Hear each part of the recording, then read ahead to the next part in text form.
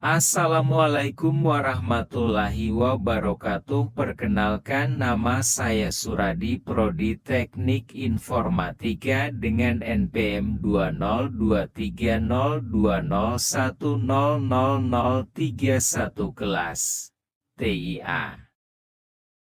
Saya di sini akan memenuhi tugas UTS mata kuliah filsafat umum, yaitu mempresentasikan dasar-dasar filsafat, hubungan filsafat dengan ilmu dan agama. Dasar-dasar filsafat. Definisi filsafat. Filsafat adalah upaya manusia untuk memahami hakikat kehidupan, alam semesta, dan keberadaan melalui cara berpikir kritis dan logis. Ciri-ciri pemikiran filsafat. 1. Kritis. 2. Rasional. 3. Sistematis. 4. Universal. Objek filsafat. 1. Objek material. 2. Objek formal. Tujuan filsafat. 1. Mencari kebenaran mutlak. 2. Memberikan dasar berpikir yang logis dan sistematis. 3. Membantu manusia memahami posisi dan tanggung jawabnya di alam semesta. Hubungan filsafat dengan ilmu dan agama. Yang pertama, filsafat dan ilmu. Persamaan. Keduanya mencari kebenaran, tetapi filsafat menggunakan spekulasi logis, sementara ilmu menggunakan eksperimen empiris. Perbedaannya, filsafat bersifat umum dan abstrak, sedangkan ilmu spesifik dan praktis. Yang kedua, filsafat dan agama. Persamaan. Keduanya membahas pertanyaan mendasar seperti, apa tujuan hidup? Atau, apakah Tuhan itu ada? Perbedaan, filsafat menggunakan logika dan akal. Agama didasarkan pada wahyu dan keimanan. Titik singgung filsafat, ilmu, dan agama. Ketiganya saling melengkapi dalam memahami kebenaran. Contohnya, agama memberikan nilai moral, filsafat menafsirkan makna nilai tersebut, dan ilmu menjelaskan cara praktis penerapannya. Sejarah awal perkembangan filsafat. Mitologi kepemikiran filsafat. Mitologi sebelum filsafat muncul. Manusia menggunakan mitos untuk menjelaskan fenomena alam, kehidupan, dan dunia. Mitologi itu sendiri adalah kumpulan cerita tentang dewa-dewi, pahlawan, atau kejadian luar biasa yang dianggap suci dan memberikan jawaban atas pertanyaan besar. B. Peralihan kepemikiran filsafat. Pada abad ke-6 sebelum Masehi, mitologi mulai digantikan oleh upaya rasional untuk menjelaskan dunia tanpa melibatkan campur tangan dewa-dewi. Pemikiran-pemikiran filsafat Prosocrates. Filsuf Prosocrates adalah para pemikir sebelum Socrates. Fokus pada pertanyaan tentang asal-usul alam semesta, arche, hakikat realitas, dan prinsip dasar kehidupan. Berikut adalah beberapa tokohnya. A. Thales, 624-546 SM. Disebut sebagai Bapak Filsafat, karena ia adalah filsuf pertama yang mencoba menjelaskan alam tanpa mitos. Pemikiran. Segala sesuatu berasal dari air sebagai elemen dasar, arche. B. Anasmimander, 6-10-546 sm. Murid Thales yang mengembangkan teori lebih abstrak. Pemikiran. Segala sesuatu berasal dari sesuatu yang tak terbatas. Apeiron, bukan elemen spesifik seperti air. C. Anaximenes, 585-528 sm. Murid Anasmimander. Pemikiran. Udara adalah elemen dasar, Rc, dari segala sesuatu. D. Pythagoras, 570-495 sm. Filosof dan matematikawan terkenal. Pemikiran. Angka adalah prinsip dasar realitas. E. Heraclitus, 535-475 sm. Dikenal sebagai filsuf perubahan. Pemikiran. Segala sesuatu selalu berubah. Pantarhei. F. Parmenides, 515-450 sm. Fokus pada konsep keberadaan, being. Pemikiran. Perubahan adalah ilusi. Realitas adalah satu, abadi, dan tak berubah. G. Empedocles, 494-434 sm. Menggabungkan elemen dasar menjadi 4. Tanah, air, udara, dan api. Pemikiran. Dunia terbentuk dari perpaduan dan perpisahan keempat elemen ini. H. Democritus, 460-370 sm.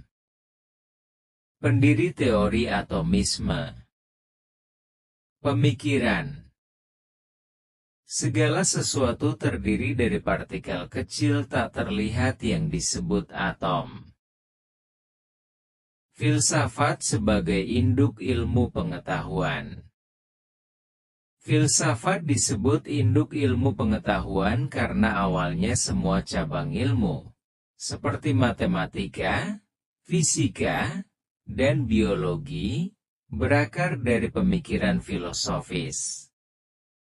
Sebelum ilmu berkembang sebagai disiplin mandiri, filsafat menyediakan landasan berupa metode berpikir rasional, kritis, dan sistematis untuk memahami realitas.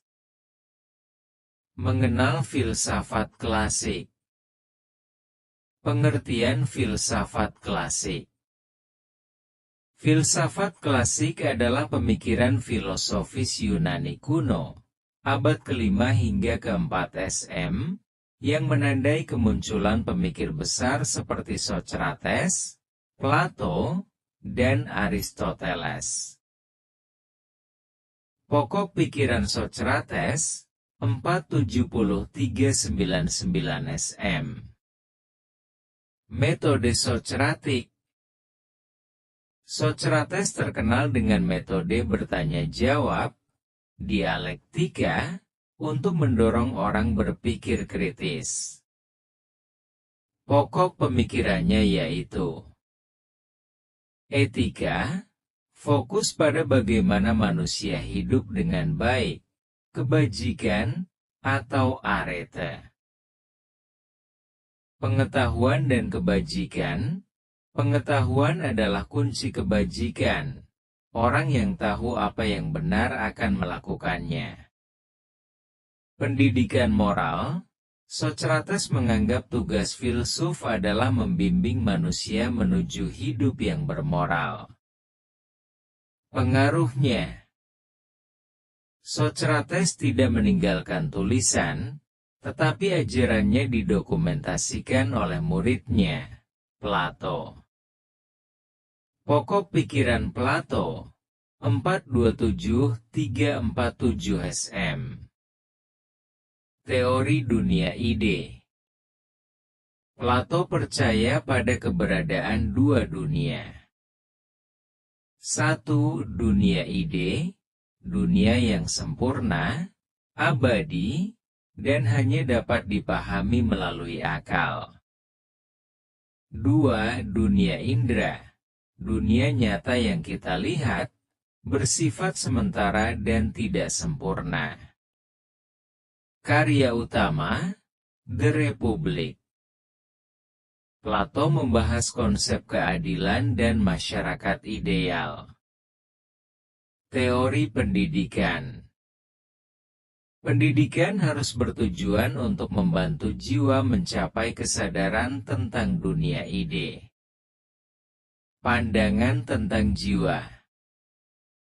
Jiwa manusia terdiri dari tiga bagian: rasional, emosional, dan keinginan. Hidup yang baik adalah hidup yang seimbang.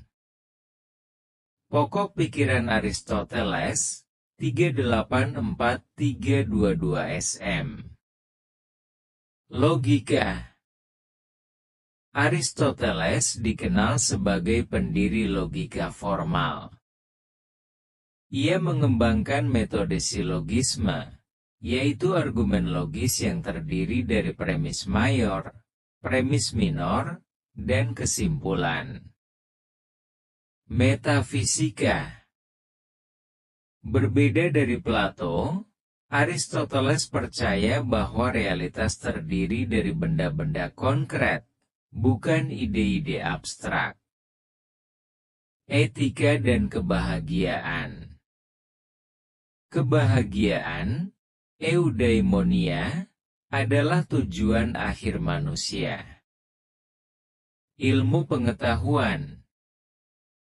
Aristoteles mengembangkan ilmu melalui pengamatan langsung terhadap alam. Karya utama. Nicomachean Ethics, Politics, Metaphysics, dan Poetics. Mengenal filsafat Islam. Pengertian filsafat Islam. Filsafat Islam adalah pemikiran filosofis yang berkembang dalam peradaban Islam, berlandaskan Al-Quran, Sunnah, dan tradisi filsafat Yunani serta Persia. Faktor munculnya filsafat Islam. Yang pertama, interaksi dengan peradaban lain. Ketika kekhalifahan Islam berkembang, umat Muslim berinteraksi dengan peradaban Yunani, Persia, dan India. Yang kedua, keinginan untuk memahami wahyu. Para pemikir Muslim ingin menjelaskan ajaran Islam secara rasional untuk menjawab berbagai persoalan teologis dan filsafat. Yang ketiga, kebutuhan menjawab tantangan zaman. Filsafat Islam berkembang untuk menjawab persoalan yang muncul dalam teologi, kalam, hukum, fikih, dan ilmu pengetahuan. Yang keempat, dukungan pemerintah Islam. Khalifah Abbasiyah, seperti Al-Ma'mun, mendukung pengembangan ilmu pengetahuan dan filsafat melalui pendirian lembaga pendidikan dan penerjemahan karya filsafat Yunani. Objek filsafat Islam. Objek filsafat Islam mencakup berbagai hal yang dapat dikelompokkan sebagai berikut. A. Metafisika, ketuhanan. Kajian tentang eksistensi Allah, sifat-sifatnya, dan hubungan antara Allah dengan alam semesta. B. Epistemologi, ilmu pengetahuan.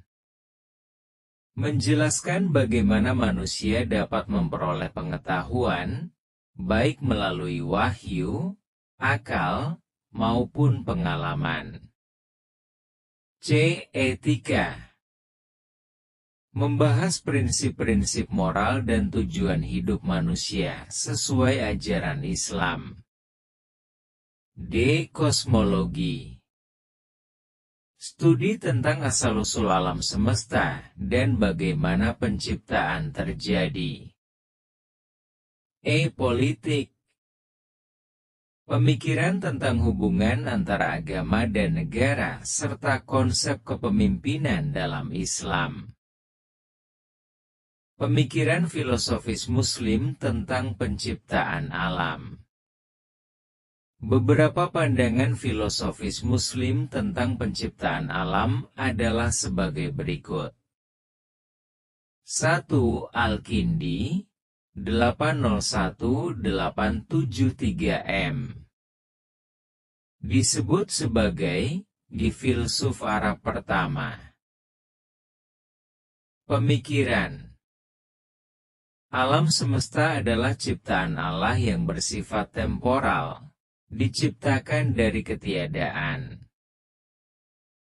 Allah adalah penyebab pertama, causa prima, dari segala sesuatu, dan segala yang ada bergantung kepadanya. 2. Al-Farabi 872-950 Pemikiran. Mengintegrasikan filsafat Plato dan Aristoteles dengan ajaran Islam.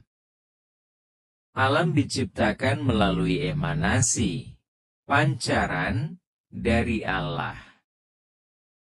Emanasi adalah proses bertahap yang dimulai dari Allah sebagai wujud sempurna, hingga ke tingkat-tingkat keberadaan yang lebih rendah, termasuk manusia.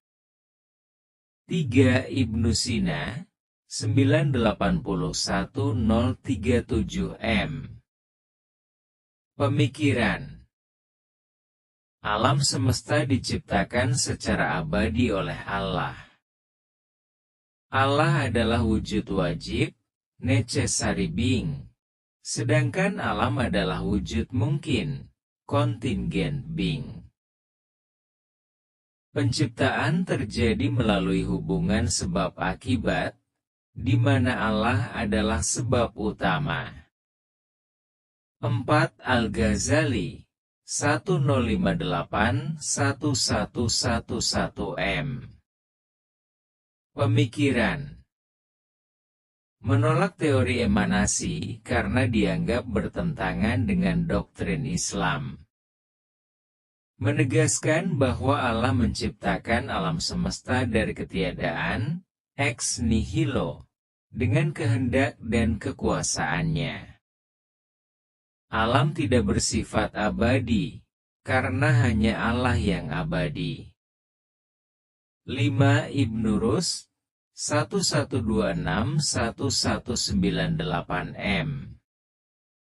Pemikiran. Mendukung filsafat Aristoteles, tetapi menyesuaikannya dengan ajaran Islam.